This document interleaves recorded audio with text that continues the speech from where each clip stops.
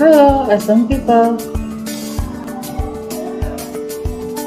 Halo, nama saya Epifani Marlina dari Pasca Sarjana Universitas Tadulako. Saya akan berbagi ilmu mengenai teknik dasar analisis biologi molekuler menggunakan PCR konvensional. Teknik analisis biologi molekuler adalah salah satu kunci dalam memahami dogma sentra sel dalam ilmu biologi. Biologi molekuler adalah cabang ilmu biologi yang berkecimpung dalam biologi molekuler seperti DNA, RNA, asam amino, dan protein. Sel merupakan unit fungsional terkecil dari makhluk hidup. Kelompok sel terdiri atas sel prokariotik dan sel eukariotik. Saat ini kita akan belajar mengenai DNA, RNA, dan juga protein. Asam nukleat itu terbagi dua, yaitu DNA dan juga RNA. DNA, asam deoksiribonukleat, merupakan sejenis biomolekul yang menyimpan dan menyandi instruksi genetika setiap organisme dan banyak jenis virus.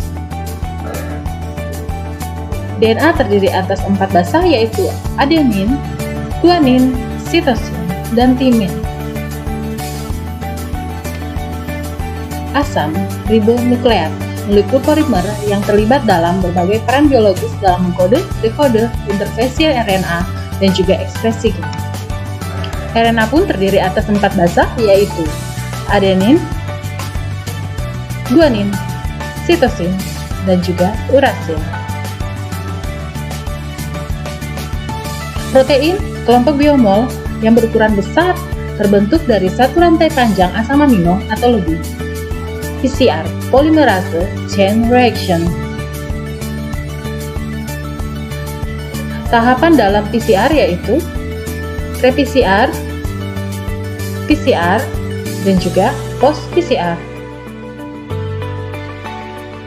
Ekstraksi DNA yaitu proses pemisahan DNA RNA dari komponen sel seperti protein, karbohidrat, dan lemak, dimulai dari perusakan dinding, pemisahan DNA RNA, dan juga pemurnian DNA dan RNA. Tahapan amplifikasi DNA RNA ada 3, denaturasi, annealing, dan juga ekstensi.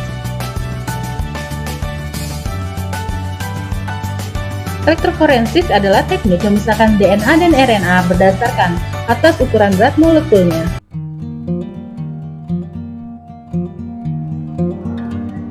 Halo, selamat datang di Laboratorium Uji Stasiun KIPM Palu. Dalam memasuki ruangan biologi molekuler, kita harus dalam keadaan steril.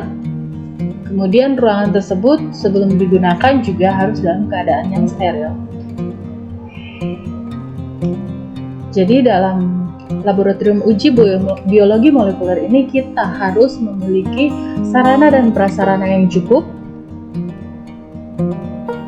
untuk menunjang keberhasilan pengujian.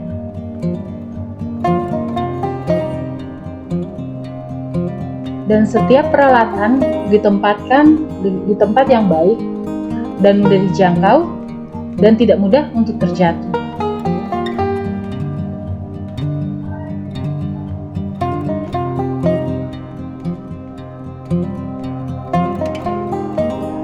Jadi di ruangan biologi molekuler ini terbagi atas 3 ruangan, yaitu ruangan pre-PCR untuk melakukan ekstraksi, kemudian ruangan PCR untuk melakukan amplifikasi, dan juga ruangan post-PCR untuk melakukan elektroforensis.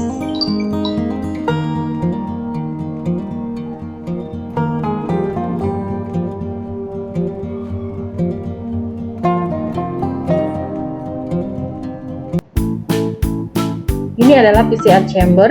Jadi di PCR chamber ini kita melakukannya untuk melakukan ekstraksi.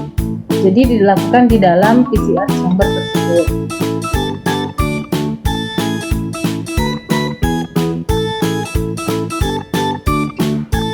Kemudian kita menggunakan mini spin down untuk mencampurkan bahan-bahan yang sudah tercampur dengan template DNA di mini spin down tersebut. Kemudian selain itu kita juga membutuhkan mikropipet. Mikropipet ini digunakan dengan berbagai macam ukuran. Karena ukurannya sangat mikron dan kecil-kecil, jadi kita menggunakan beberapa ukuran mikropipet mulai dari 0,5 mikron sampai 1000 mikron. Jadi ini ada mikrotubnya, ada 3 jenis sesuai dengan ukuran mikropipetnya. Ada yang warna putih, ada warna kuning, dan juga yang berwarna biru.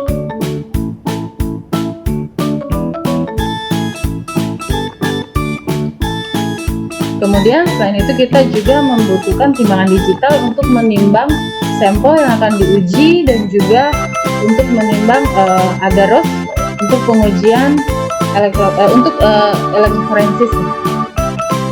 Dan ini ada heater block untuk melakukan inkubasi dari sampel-sampel, dan juga kita menggunakan vortex untuk mencampur bahan dan juga template DNA-nya. Dan ini centrifuge juga fungsinya untuk mencampur.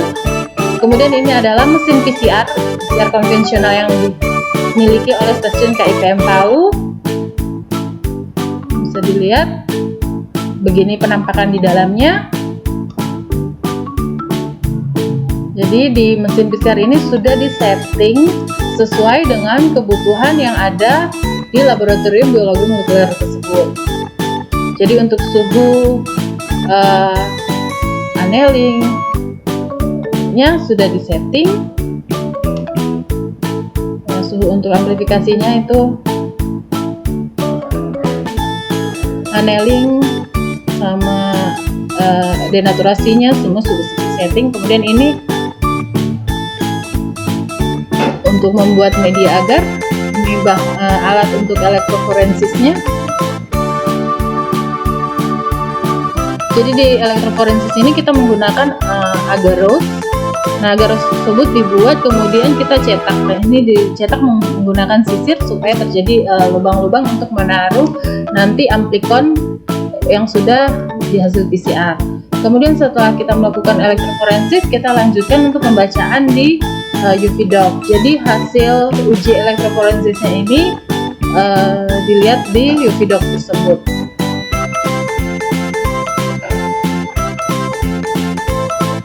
Oke. Kemudian untuk bahan-bahan yang digunakan dalam biologi molekuler ini harus tersimpan dengan baik dan sesuai dengan peruntukannya. Ada yang harus disimpan di suhu ruang, ada pula yang harus disimpan di refrigerator atau kulkas, bahkan ada juga yang disimpan di freezer.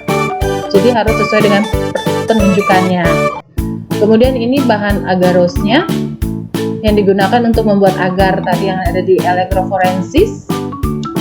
Nah, kemudian ini bahan untuk melakukan ekstraksi. Kami memiliki bahan dengan metode detap setup.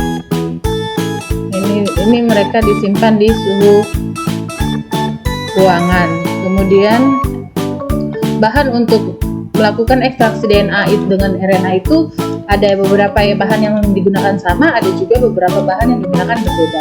Kemudian untuk sampel-sampel yang sudah diuji kemudian masih bisa digunakan dan kita perlu menyimpannya di freezer.